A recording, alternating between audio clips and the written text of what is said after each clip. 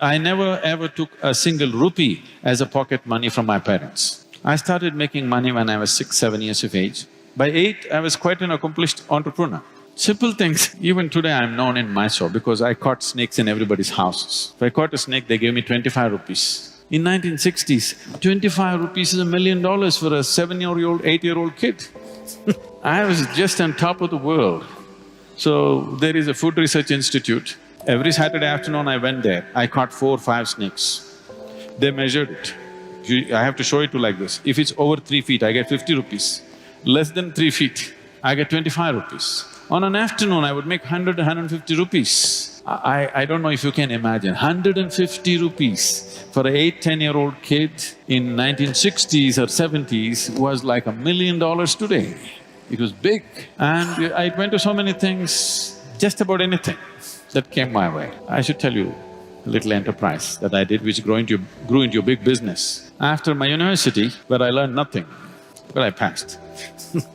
The only thing was, by then I had crisscrossed India on my motorcycle, and I suddenly realized when I went to the borders of India, they asked me for something other than my driving license. I did not even know that there was a passport. See, it's not like today. Today every child, maybe 3-year-old, 4-year-old kid knows he has to have a passport. I'm in my 20s, but I do not know that I need a passport. I went to the border and then they said, "Where is your passport?" I said, "What? I have a driving license." They said, "No, you need a passport." Then I turned back from Nepal border and came back on my motorcycle. So my only dream was, I'm going to just ride across the world. So I wanted to do something, I started kind of farming, commercial farming. I was making money. I thought I will do for 2 years and leave. But in the meantime, my entrepreneurship took off in so many different ways. Like this I went about. And then there was an industry coming up close by, they wanted to build a water treatment plant. I happened to know the person who was running the industry. I just went there and I wanted to meet him. I was sitting in his office, they were discussing something about a water treatment plant. I just heard this and they were looking at the drawings and stuff. Then I asked him, "Can I apply? Can I do this? Because it is close to my farm, can I do this?" He said, "No, this is very complex, there are some experts from Mumbai and Bangalore who will come and do it, you cannot do it." I said, "Give me a chance, let me see." I took the file from him. I went and read through everything. Then I went back to him after 3 days and said, "I can do this." He said, "Don't you do this, you're my friend, I don't want to do this.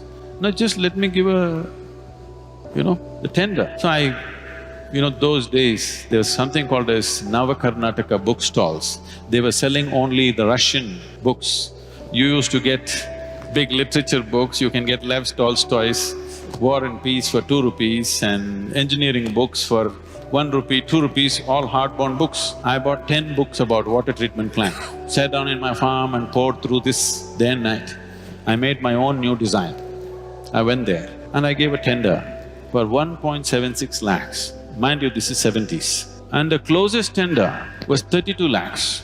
The highest tender was over 60 lakhs. He looked at this and said, "You are funny, you're not going to do this." I said, "No, I can do it." He said, "No way you can do it. Look at this, the nearest tender is 32 lakhs and you're saying 1.76 lakhs. How will you do it?" I said, "Give me 1 more day." I went back again and poured through the books. I said, "I'll do it." Then he said, "It's 90 days, you must finish this and it must work.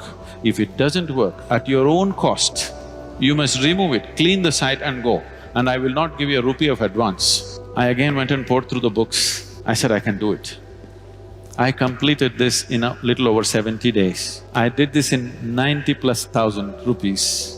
In one shot, I made 80,000 rupees, just like that. People thought this is a hit. There my construction industry started. Raja Ramana was coming for RMP plant. He's just coming in a helicopter to see where the site is. There is no anybody there. I just went and met this engineer, he said he was breaking his head, "I don't know what to do, I have to mark the site." I said, "I've got pegs and white cloth. I will just go and mark the site for you." I marked it, they paid me 38,000 rupees for a 15-minute job. I went on my motorcycle and just fixed it myself. Like this my enterprise started and we grew into a major construction company. We were going very big, but then I got enlightened, so I gave up.